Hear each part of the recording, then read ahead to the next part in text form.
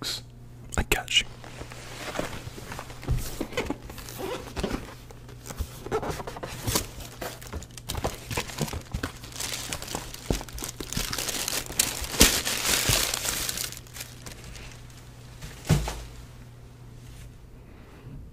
Jordan 6 sneakers.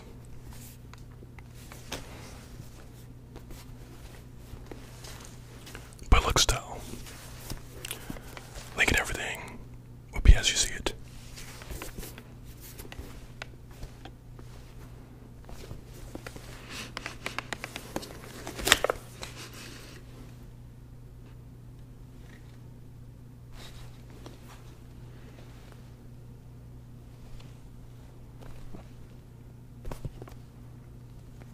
Not bad at all, not bad. As I said, link and everything will be in the description if you really want these bad boys. Now, as for the movies that I'm trying to come up off. Oh, wow. Okay. I have Fast and Furious 9. Fast 9, whatever you want to call it. Fast and Furious to the Moon, 2, 3, 4, 5, I don't know. I got the entire collection. They really milked this thing out, didn't they? But Fast and Furious 9, to the moon. But real talk, Fast and Furious 9, I got that. Fast 9. How is it? Oh, do you really want to know? I mean, don't blame me if you end up seeing it for the first time and you're like, oh wow, movie dealer should have told me. So, I'm gonna give you a chance right now to back out. Because you know I know everything about these movies. Wow, that joke was terrible. I mean, Tokyo Drift gets a lot of, gets a lot of hate for the way it was done and whatnot, but Fast 9, that just takes the cake. Okay, so, right from the get-go, we're talking like crazy action that you've already seen in the commercials. Everything was like kind of already spoiled beforehand, thanks to the commercials and all that stuff. But anyway, so yeah, let's just go with Charger and Tarzan combined together. So apparently one of the producers was like, hey, you know what, I got an idea. My kids and I were watching Tarzan the other day, and when he was like swinging from those vines and whatnot and all that stuff, I got an idea. It was a very good one. I ran it by my kids, and that's how I knew it was a very good idea. I told my kids, my oldest is Johnny. I said, Johnny, what do you think if somehow I incorporate Tarzan into the next Fast and Furious movie? My kid lit up. He said, Daddy, that's a great idea. And I was like, you know what? I don't really need to run this by anybody else. This idea is golden. So anyway, I got to writing. I said, Charger, Tarzan. The vine, though, is a little questionable. So what can I do instead of a vine? Some kind of rope. But how are we going to make that Charger swing? Hook it onto the tire. How is that impossible? Don't worry. How is that possible? This is the reason why we go to the movies. I'm gonna have Vin Diesel tell that to everybody. This is why we go to the movies. This is why. So we can see stuff like this, where it just does not belong, but only in the movies. That's our excuse. Let's run with it. So anyway, Charger, rope, swinging like Tarzan. And not only did they swing like Tarzan, did they not just hit a rock with that Charger? I mean, like a full-on impact with a rock. And somehow Dom and Letty are perfectly fine. That's just the beginning. That's just the beginning. There's more. There's so much more. Oh God. Okay, so I'm not gonna go through the entire movie for you. I'm not. I just, there were a couple of things that just kind of resonated with me, and I would like just to make that known. Because you know me, I don't really like trying to sell you a bad movie and stuff, but I just gotta, warn you on this one because you seem very interested in this Fast and Furious 9. So, and you asked me what I think. So, there's a couple of points what I think here. first and foremost. And second of all, my man Frank in the plane, as always, he's always on time. I don't know how he does it, but he's always on time. So let's just somehow ignore him unless it gets louder. But anyway, so Fast and Furious 9. The next point that kind of just resonated with me. Past the Charger and swinging like Tarzan. What really got me was when they brought back Han. And they just somehow said, you know what, even though Han died, we're just gonna bring Han back because, you know, justice for Han. Apparently, the reason why Han is back is because they believe Han was done dirty. You know, when Jason Statham came around and, you know, did what he did. And, you know, Han was seen burning in a car crash and whatnot. But, you know, that's that. You know, apparently, like I said, what really got them, though, was when Jason Statham, his character, joined Fast and Furious, and everything was Gucci. Like, the whole Han thing didn't even matter. So that's why the whole justice for Han thing kicked in. And that much, I understand. I get that. But then again, it should have never been done in the first place. Just saying. Because now you have this whole weird little episode thinking, like, this moment here where you bring back Han, who was already killed off. But the reason why he's not killed off is because Mr. Nobody said he's not. Okay, Mr. Nobody, was that a hologram? Do we have holograms now? Or do we have Shadow Clone Jutsu? Tell me which one was it? Or better yet, it was just CGI, wasn't it? Because we're just going to be so open about it. It was CGI. Okay, alright. So, Han is back. Brought back the cast of, you know, Tokyo Drift. Or at least, you know, Country Boy, Bow Wow, and the other guy, whose name I just can't remember. Because I don't think it's ever really said. But anyway, I was thinking that, you know, Tokyo drifting would be a thing again. You know, just drifting around and doing some cool stuff. And maybe, oh, I don't know, it would be about racing again. Or better yet, we would see that race, you know, with Dom and Bama Boy. Like, that we never really got to see. It was only at the end credits that they were just about to get that race going. With that beautiful Nissan Silvia restored from Han. Like, that car was looking amazing. I was like, you know what, I really want to see that in the next movie. Golden opportunity to do that. The Nissan Silvia. And Dom's, I don't know what that was, a Plymouth. It was some kind of Plymouth, I think. But whatever it was, it kind of looked like a Charger, but I don't think it was a Charger. It was nice, and whatever it was amazing. It sounded amazing, looked amazing, and there was so much potential to do something with that scene. And they just said, you know what? Yeah, no. I'm sorry, did somebody say race? Get that man out of here. Get out. We do not race in Fast and Furious. This is an action superhero blockbuster movie. So, if anybody disagrees with that, you can get the stepping. And it's exactly what went down when all the heads came together. It was like, you know what are we gonna do? It was all left up to one person, mostly Vin Diesel, because, you know, he is a producer. So he gets all these ideas. Again, before I get way too off topic there. Yeah, so I was expecting more with the Tokyo Drift people. And unfortunately, they appeared. And they appeared to be rocket scientists. I'm not even lying to you. Rocket scientist. How? Bama Boy literally just started to learn how to drift, and he couldn't even do that well. But yet you want me to believe now that he can somehow control planes and stuff. I'm talking planes, let alone a car that is strapped to a rocket. You know, Need for Speed could have done a better movie, and they did. Okay, but anyway, so the people from Tokyo Drift, rocket scientists.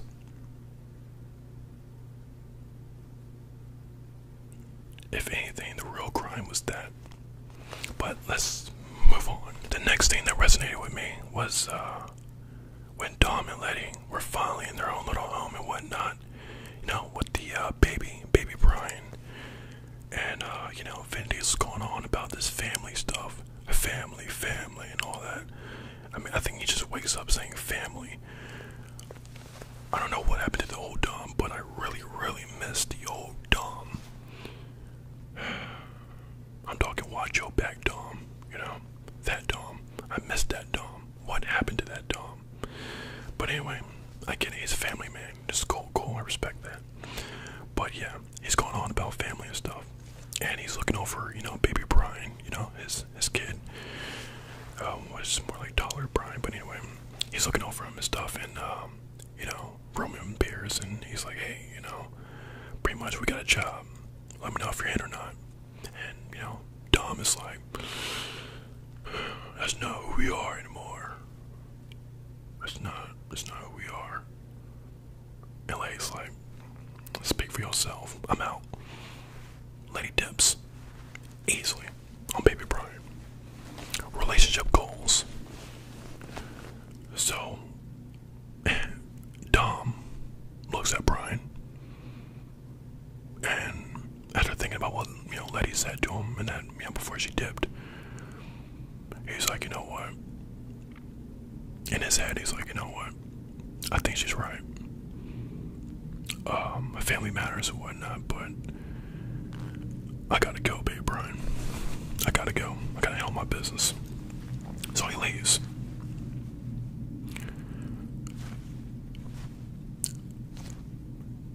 Toddler Brian wasn't left off with no babysitter. Not that we knew of, the audience. He was just straight up left there at his place. Now we could assume that there was some kind of babysitter or something, but we don't know that. Because the movie just said, you know what? Forget that scene. Let's go straight into the next joint. So, here we are. Look, I like John Cena and all, but somehow this guy being Vin Diesel's brother, Dom Toretto's brother, just out of the blue, it's like, what happened to family, you know? But apparently, the reason why, I'm guessing, Dom didn't call him family was because apparently, John Cena, his character Jacob, killed their dad. At least that's what Dom, you know, thought. And he pretty much told Jacob, John Cena, to pretty much never come home. And so, I guess that was that. Even though, if we would just rewind this back a little bit to like a prior Fast and Furious movie, it was the one where they was trying to get Letty back, who shot Dom like right there, you know what I mean? And Paul Walker's like, hey, maybe the old Letty's gone. Maybe we should, you know. And Dom's like, no. We don't give up on family, even when they do.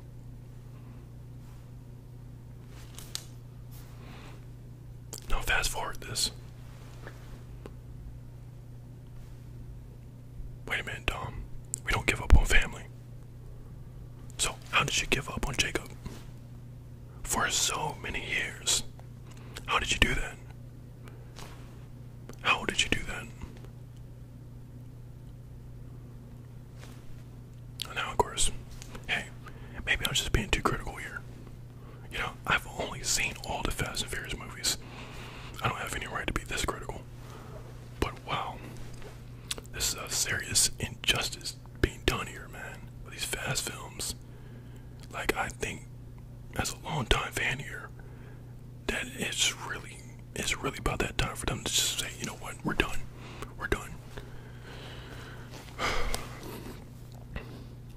But as I was saying,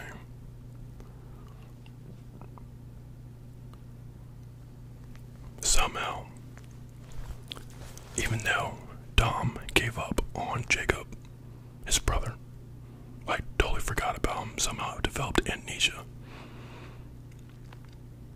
Nonetheless, here is Jacob, apparently the better version of Dom, like just way apparently better. Apparently, you know, that's how he's trying to move about, you know, with all his tactics and whatnot. And they have this fight. Now, I don't know what I was expecting, but when The Rock appeared in the Fast films, like him versus Vin Diesel, like that fight scene was crazy. Now, we all know there was no way in the world Dom would have won that fight at all versus The Rock. The Rock had that. But, you know, Vin Diesel being a producer and all that, and, you know, his pride and ego and all that stuff, he's like, no, my character can't lose. Not to The Rock. And The Rock's like, yeah, whatever, alright, sure, okay, go ahead, act like you won that. Which is why even The Rock was like, you know what, tell my daughter in this scene that I kicked Dom's butt. And I was like, you know what, we'll let that slide, you can go ahead and say that. So, here we are with Jacob and Vin Diesel. You know, John Cena versus Vin Diesel. I don't know if it was just me or it could just be me, but it just looked like John Cena was running away the entire time. Like, oh no, I just got punched in my face, but you know what? Cypher, send the jet. Send the jet. Vin Diesel, can you stop? I'm not trying to fight you right now. Cypher, send the jet. Okay, let's fight. So, they had this little moment where they fight. And it was terrible. Okay, so the next thing that resonated with me was when, you know, Vin Diesel apparently said, you know what, I'm going to sacrifice myself for my family. So after everyone, you know, is up the ladder and whatnot, you know, in this underground base or whatever, when everyone is safe and, you know, behind this locked door, Vin Diesel says, you know what, I'm gonna buy them some time. So he jumps down, and there's like, I don't know, what, 20 guards all bum rushing him. And I don't know what happens, but somehow Vin Diesel is like untouchable. This guy's over here biting everybody left and right, just holding off everybody. You know, everyone's just pushing him and stuff, and, you know, trying to get up that ladder. And like, dude, I'm just trying to get up that ladder, and you're just one person. How do you have this much strength? But anyway, there he is, you know, doing whatever Dom Toretto does, and he holds them all for a little while. Meanwhile, Letty, she ain't running away because, you know, she's a real one. She's like, Dom, and she's just watching him. And then finally, Dom gets laid out, and they're all kicking him and stomping him and whatnot. It's just stomping him out. And then, you know, in that last little moment of their little fight there, I don't know what happens, but somehow he's like, you know what, I'm gonna be like Samson, and just bring these pillars down that's holding up this place, and I'm just gonna, boom, the whole thing comes down on top of them. I'm talking, the whole thing comes down on top of them, and somehow they're above water and stuff. So the building materials and all that stuff is coming down like Fortnite or something. It's all coming down on them, and you know, there's Dom, you know, underwater, literally light flashing before his eyes, you know, regretting like all these decisions that he's made so far, like leaving home, leaving his kid behind just so he can beat Tarzan for a day. But anyway, there he is, underwater, drowning. Now what looked to be like some kind of a flashback or something, here's Letty somehow saving him.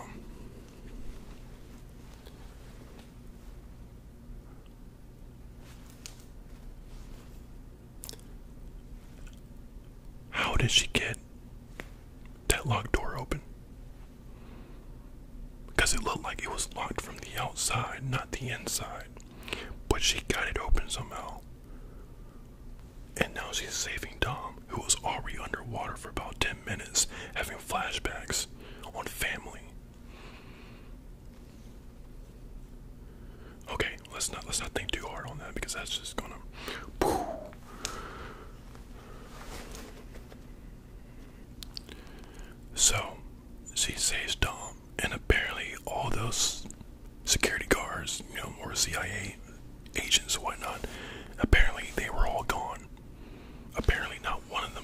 mind and was like, hey, Dom is here.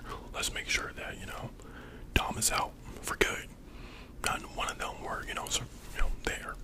And Letty was just so casually saving Dom and brought him back to the wherever their base was at. I don't even know at this point, because like I said, he brought the entire thing down. So it's like, how is there even a base? But regardless, they have a base, and Dom is like, what happened? You tell me, Dom. Didn't you just die there? What happened? That should have been like credit roll, like just roll the credits. No. Let's keep going, because this movie is about 2 hours and 30 minutes or something like that. Let's just keep going. Okay.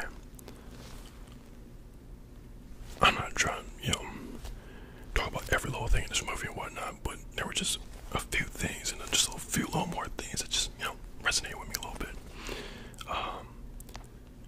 There was a moment there with Tyrese, his character, and Ludacris, and that one girl that they like so much. You know, they were talking and whatnot, and Tyrese is like, pretty much, hey, I figured it out. All these bullet holes and, you know, through my vest and whatnot. I am finally self-aware that we are invincible. We cannot be touched. A whole vehicle will land on top of me, and I can walk away from that unscathed. People can shoot at me. I'm talking bullets going straight through my vest and should be hitting me in my chest. No damage. I'm good. Meanwhile, I'm sitting in the audience like, is this really happening right now?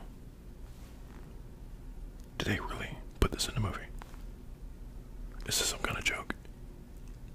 Apparently, that's supposed to be the joke. But it's in the movie. It's like they're trying to justify all of these crazy events happening in this movie. Or better yet, for the next movies. Because there's still a number 10 and 11. And you know I got that already. But I'm not going to spoil those movies, because you're really not going to like them. Especially when you find out what they did with Paul, his character. But that's a story for another time. So anyway, apparently Tyrese is like, yo, we're invincible. And Ludacris is like, yeah, whatever. I'm like, no, Ludacris. He's actually right. You guys are invincible. And especially immune from car explosions like Han. Good job, Roman. You actually said something that made a lot of sense. Okay, so I wasn't really planning on our encounter here to be a little bit of a rant, but when you asked me about this Fast and Furious 9, there's just so much to say. You would feel it too if you sat there for 2 hours and 30 minutes or however long it is, down to the barbecue scene and rolling the credits, which, you know, let's talk about that. So, I was told, hey, stick around, you know, after the barbecue scene, because you're really going to like it. I was okay, what, Paul Walker's going to show up? So, they're at the barbecue sitting down, and they're pretty much like, where's Brian, or something like that. You know, because we can't do this without Brian. And, here comes Brian. And it's, you know, beautiful blue skyline. I mean, I got nothing against that. Nothing against that. I was like, okay, Brian is coming, alright, let's go. So here comes Brian, his skyline, pulling up and everything. And I'm like, okay, the moment I've been waiting on. It's gonna be CGI Brian or something. It's gonna be some more story development, like where he's been all this time, you know, in the movie. Like, what are we gonna find out about Brian? I'm ready. I sat here for 2 hours and 30 minutes. I'm ready. Let me know. Frank knows. Frank has all the answers. But anyway, after Brian pulled up, that was it. Credits rolled. Yes, this is my face after the movie.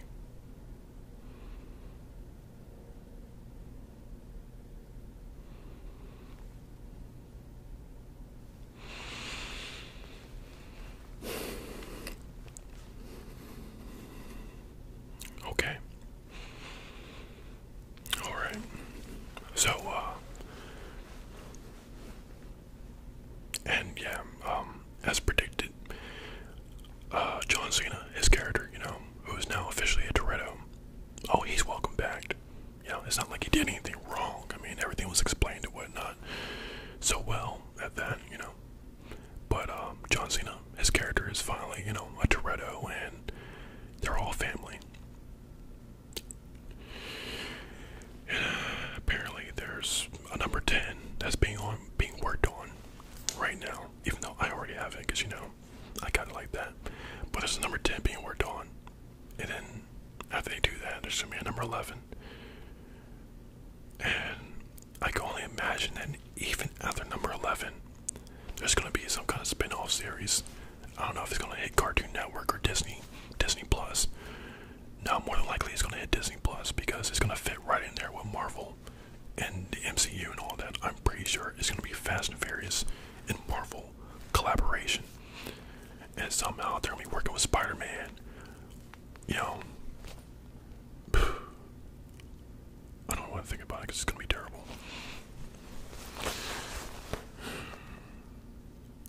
I'm so sorry about that. You asked me, how was Fast and Furious? Well, that's how it was.